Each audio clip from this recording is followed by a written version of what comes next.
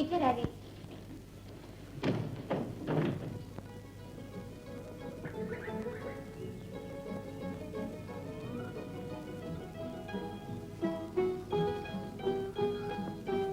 कुछ बात कीजिए।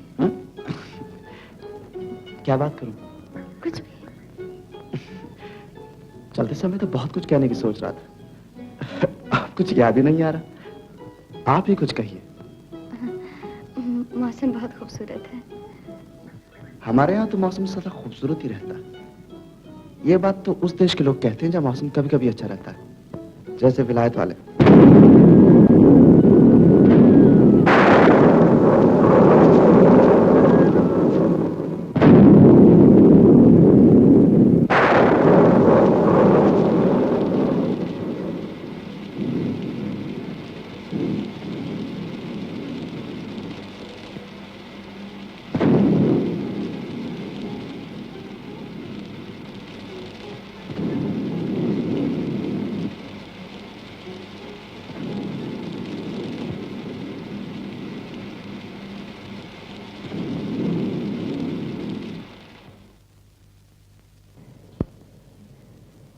बानू,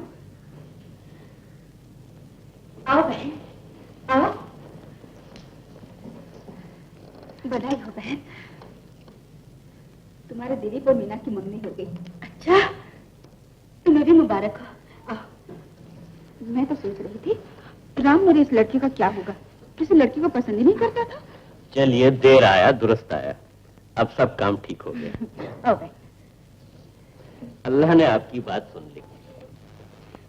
तुम तो जबानी बात करती थी, हमने तरकीब बताई तो एकदम राह पे आ गया। लड़का लड़की आपस में मिले, साथ बैठे तो बड़ा फर्क पड़ता है। हाँ भाई, ये गुर तुमसे ज्यादा और कौन समझ सकता है, क्यों भाईजान? आप भी खूब मजाक करती हैं भाभी जान। हाँ, करने दो मजाक, इनका जमाना है। भाभी जान, बानू की एक ख्वाहिश है। कहो, वो भी पूरी हो जाएगी। इनकी आरजू है कि दलीप की बारात इसी घर से जाए और दुल्हन की डोली भी यहीं उतरे। आपने तो मेरे मुंह की बात छीन ली भाईजान। मैं खुद सोच रही थी कि इतने मेहमान कहाँ उतारूंगी, कहाँ बिठाऊंगी। ये बहुत अच्छा होगा, सब काम इसी घर में हो जाएगा। ठीक है ना बानू? हाँ बहन। नहीं। क्यों? आज जमाना बदल गया है सावित्री, और जमाने के साथ साथ दिल्ली और दिल्ली वाले भी बदल गए हैं। वो दिन और थे जब दिल्ली में सिर्फ दिल्ली वाले ही रहते थे। आज इसकी गलियों में हिंदू और मुसलमान रहते हैं। वो लोग उठ के जावेद जो हिंदू मुस्लिम भाई भाई के नारे बुलंद किया करते थे, आज इस बस्ती की गली कूचों में हिंदी हिंदू हिंदुस्तान और लेके रहेंगे पाकिस्तान के नारे सुनाई देते हैं।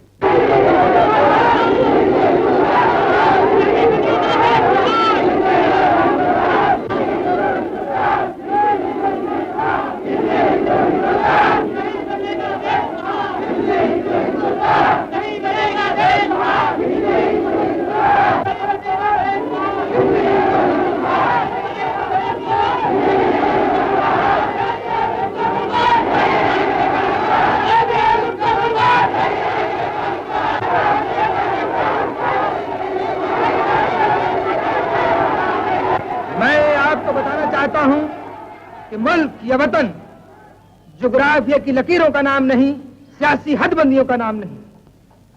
ये एक जज्बे का नाम है, एक एहसास का नाम है, एक तसव्वुर का नाम है। यही वजह है कि एक इंसान जमीन के एक टुकड़े से मोहब्बत करता है और दूसरा नफरत। मशरिक से लेकर मगरिब तक, शिमाल से लेकर जनूब तक, ये जमीन, ये धरती भगवान की बनाई हुई है, इंसान की बनाई हुई नहीं। मगर हम इंसान जमीन के एक हिस्से को रूस कहते हैं तो दूसरे को फ्रांस, एक को ईरान कहते हैं तो दूसरे को ईरान। जमीन को अलग अलग हिस्सों में बांटकर ये अलग अलग नाम भगवान के दिए हुए नहीं, इंसान के दिए हुए हैं। और यह अदल बदल हमेशा जारी रहे। जिंदगी किसी ठहरी हुई चीज का नाम नहीं, किसी पत्थर या पहाड़ का नाम नहीं। यह एक पुरशोर नदी है, एक तेज बहती हुई धारा है। ये जिधर से गुजरती है जमीन को काट कर अपना रास्ता बना लेती है। अगर कोई चीज इसके रास्ते में रुकावट बनकर आती है तो उसे जड़ से उखाड़ कर फेंक देती है। जो चीज आज नई है कल वही पुरानी हो जाती है। यही वजह है नए नए मजहब आते रहते हैं, इंसानों की सूरत बदलती रहती है, कौमों की सूरत बदलती रहती है, मुल्कों की सूरत बदलती रहती है। अगर आज वही सूरत बदल रही है तो हमें क्या एतराज है? जमीन के मुख्तलिफ हिस्सों को अलग अलग नाम देने से कल हमको इतराज नहीं था, तो आज क्यों है? कुछ मुसलमान जो कल सारे हिंदुस्तान से मोहब्बत करते थे, अगर वो आज एक हिस्से को मोहब्बत करते हैं तो करने दो। अगर उनकी मोहब्बत सिमट कर छोटी हो गई है तो हो जाने दो। बंटवारा सगे भाइयों में भी होता है। अगर वो हमसे अलग रहना चाहते हैं तो रहने दो। शायद ये बदलती हुई कदरों का तकाजा है, शायद ये तारीख के हेर फेर का तकाजा है, शायद ये जिंदगी की साजिश और नदी की कुव्वत का तकाजा है। अगर वो देश को 2 हिस्सों में बांट देना चाहते हैं तब बांट दिया जाए, बांट दिया जाए। हरगिज़ नहीं बांटना चाहिए। किसकी हिम्मत है जो इस देश का बंटवारा कर देगा? भारत हिंदुओं का है। अगर मुसलमान हिंदुओं के साथ नहीं रहना चाहते तो जाएं, कहीं भी जाएं। अगर वो खुद नहीं जाएंगे तो हम उन्हें जाने पर मजबूर कर देंगे। ये धरती उनके पांव तले इतनी गर्म हो जाएगी उन्हें सांस लेना दुभर हो जाएगा। New dictator is born. अवश्य पैदा हुआ है। वो दे रामराज का अंत यही होता है। भाईजान, आप सचमुच गलत बात करते हैं। भारत उन सब का वतन है जो इसे अपना समझते हैं। इसके अलावा सवाल देश के बंटवारे का नहीं, आजादी का है। इस बरसों की गुलामी को खत्म करने का सवाल है। अगर हम अंग्रेज से पीछा छुड़ाना चाहते हैं तो हमें आपस का झगड़ा खत्म करने ही पड़ेंगे। और ये झगड़े तुम देश का बंटवारा करके खत्म करोगे? अगर दुश्मन से इस तरह निजात मिलती है तो जरूर करेंगे। सदियों की गुलामी तो खत्म होगी। इस देश का सत्यानाश तुम लोगों और तुम्हारे विचारों ने किया है। मुसलमानों ने जो मांगा देते चले गए।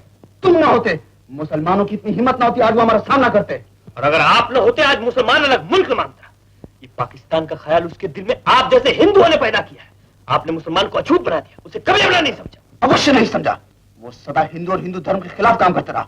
उसने इस्लाम को तलवार की जोर से फैलाया। ये बकवास है, अंग्रेजों का प्रोपेगेंडा है। ये झूठी कहानियां डिवाइड एंड रूल की पॉलिसी को चलाने के लिए घड़ी गई। ये वैसे भी समझ में आने वाली बात नहीं है भाईजान। मुसलमानों ने कई 100 बरस हुकूमत की है। अगर तलवार के जोर से इस्लाम फैलाते तो आज एक भी हिंदू बाकी न रहता। तुम इतिहास नहीं जानते। उसने हजारों मंदिर तोड़कर मस्जिदें बनवाई, मगर उसका बस नहीं चला। हिंदू धर्म इतना बलवान है वो उसे मिटा नहीं सका। आप क्या हर वक्त धर्म धर्म करते रहते हैं?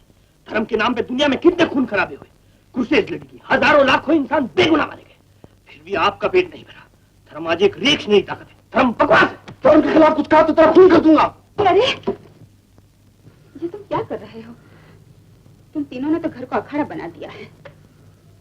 सुन दिलीप, मैं तेरे ही पास आई हूँ। क्या है माँ?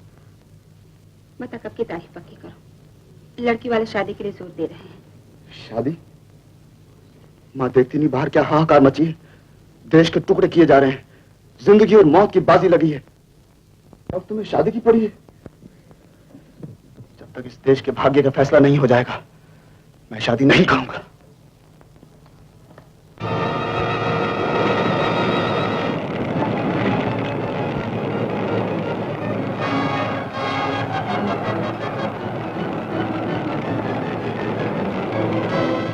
देखना है कि सियासत के खुदावंदों से जख्म मिलते हैं कि फूलों की हवा मिलती है। सांस रोके हुए तकती है वतन की धरती। आग बुझती है कि शोलों को हवा मिलती है।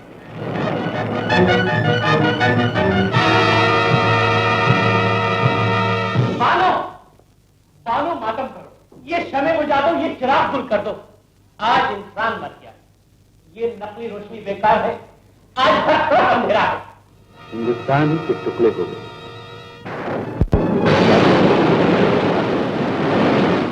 इस अंधेरे में आग के शोलों और फसाद के नारों के सिवा कुछ सुनाई नहीं देता। आजादी की वो जंग जो इनकलाब जिंदाबाद और हिंदू मुस्लिम भाई भाई के नाम से शुरू हुई थी, हिंदुस्तान के बंटवारे पर आकर खत्म हुई। और इस बंटवारे का नतीजा वो था जो इंसानियत की तारीख ने न पहले कभी सुना और न पहले कभी देखा। भाई भाई की जान का दुश्मन हो गया, धरती खून से लाल हो गई, आग कहीं लगी, घर किसी का जला, जुल्म किसी ने किया और सजा किसी को मिली। हम अपने भाइयों के खून की कसम खाते हैं, अपनी बहू बेटियों की लाज और उनके सुहाग की सौगंध खाते हैं कि हम ईंट का जवाब ईंट और पत्थर का जवाब पत्थर से देंगे। अगर उधर रावी और चिनाब फट पड़े हैं, उनका मुंह लाशों से भर गया है, तो इधर गंगा और जमुना के बंध टूट जाएंगे। बोलो नारे बजरंग बली।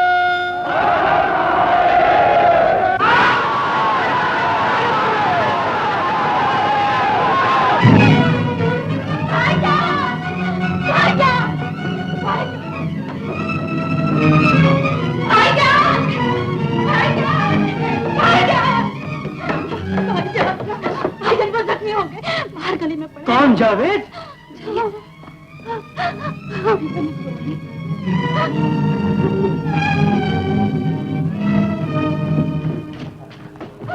हाय अल्लाह।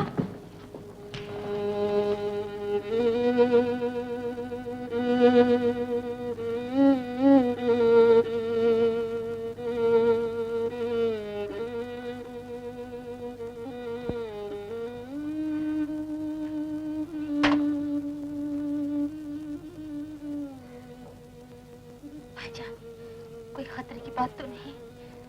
घबरा। पिताजी, पिताजी, भाईजान बहुत से आदमियों को लेकर इधर आ रहे हैं। तुम लोग यही इनके पास रहो।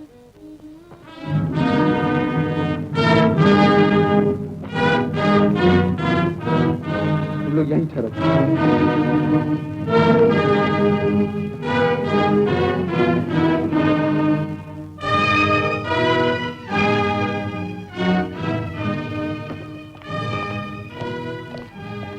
पिताजी अंदर कौन? मेरा मरीज। मैं इस मरीज को घर में रखने के खिलाफ हूं। क्यों? क्योंकि वो मुसलमान है। डॉक्टर मरीज का मजहब नहीं देखता, उसकी बीमारी देखता है। बीमारी के बहाने आप हमारे दुश्मन को घर में छुपा रहे हैं। तुम्हारा दुश्मन? किस तरह? वो मेरी सभ्यता, संस्कृति और कल्चर का दुश्मन है। तुम्हारा कल्चर क्या है? मेरा कल्चर? क्या क्या आप हिंदू कल्चर नहीं जानते? मैं तुमसे पूछता हूँ। मैं आपसे बहस नहीं करना चाहता। तुम जाहिल हो, तुम कल्चर का मतलब नहीं समझते। किसी खास तरीके से खाना पकाने, पूजा पाठ करने या गंगा में स्नान करने का नाम कल्चर नहीं। रूहानी तरक्की का नाम कल्चर है।